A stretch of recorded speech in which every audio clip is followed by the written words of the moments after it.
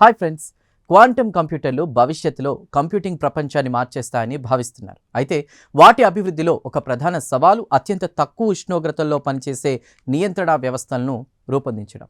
ఇప్పుడు శాస్త్రవేత్తలు మానవ మెదడు పనితీరును అనుకరించే కొత్త చిప్ను అభివృద్ధి చేసి ఈ సమస్యకు పరిష్కారం చూపే దిశగా కీలక ముందడుగు వేశారు. ఆ పరిశోధనలో ఏం వెల్లడైందో ఇప్పుడు చూద్దాం. ఈ పరిశోధనను హాంకాంగ్ విశ్వవిద్యాలయానికి చెందిన ప్రొఫెసర్ యూహావో జాంగ్ జిన్ యాంగ్ నేతృత్వంలోని బృందం నిర్వహించింది. ఫలితాలు నేచర్ కమ్యూనికేషన్ జర్నల్లో ప్రచురితమయ్యాయి. అత్యంత చలిలోనూ పనిచేసే న్యూరోమార్ఫిక్ హార్డ్వేర్ ప్లాట్ఫామ్లను పరిశోధకులు అభివృద్ధి చేశారు. న్యూరోమార్ఫిక్ అంటే మానవ మెదడులోని నాడీ కణాలు సమాచారాన్ని ప్రాసెస్ చేసే విధానాన్ని అనుకరించే సాంకేతికత. సాధారణ కంప్యూటర్లతో పోలిస్తే ఇవి తక్కువ శక్తితో ఎక్కువ పనిని చేయగలవని భావిస్తున్నారు. క్వాంటమ్ కంప్యూటర్లలో ఉండేటువంటి క్యూబిట్లు అత్యంత సున్నితమైనవి.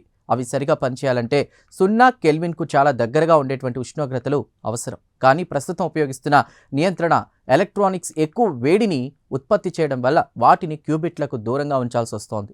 ఈ సమస్యను అధిగమించేందుకు పరిశోధకులు సిలికాన్ కార్బైడ్ అనేటువంటి పదార్థంతో ప్రత్యేక ట్రాన్సిస్టర్ను రూపొందించారు. ఇది అత్యంత తక్కువ ఉష్ణోగ్రతల్లో కూడా స్థిరంగా పనిచేయడమే కాకుండా జీవ నాడీ కణాల మాదిరిగా విద్యుత్ సంకేతాలను ఉత్పత్తి చేయగలిగింది. పరీక్షల్లో ఈ వ్యవస్థ 10 మిల్లీ కెల్విన్ ఉష్ణోగ్రత వద్ద కూడా పనిచేసినట్లు శాస్త్రవేత్తలు తెలిపారు. ఇది పరమశూన్య ఉష్ణోగ్రతకు అత్యంత దగ్గర స్థాయి. అంతేకాదు, సాంప్రదాయ ఎలక్ట్రానిక్స్తో పోలిస్తే వేల రెట్లు తక్కువ శక్తిని వినియోగించే అవకాశం ఉందని పరిశోధకులు చెప్తున్నారు.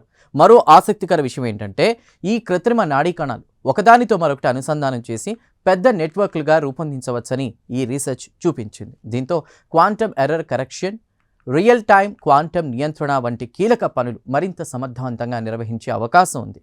చూసారుగా, మానవ మెదడు స్ఫూర్తితో రూపొందించిన ఈ కొత్త చిప్ క్వాంటమ్ కంప్యూటర్లలోని ప్రధాన సవాళ్లను తగ్గించే సామర్థ్యాన్ని చూపిస్తోంది.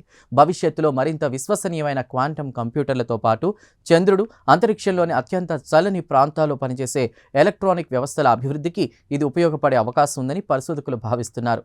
ఈ ప్రత్యేక కథనంపై మీ అభిప్రాయాలను కామెంట్ ద్వారా తెలపండి. వీడియో నచ్చితే లైక్ చేసి ఛానల్ను సబ్స్క్రైబ్ చేయండి. Thank you.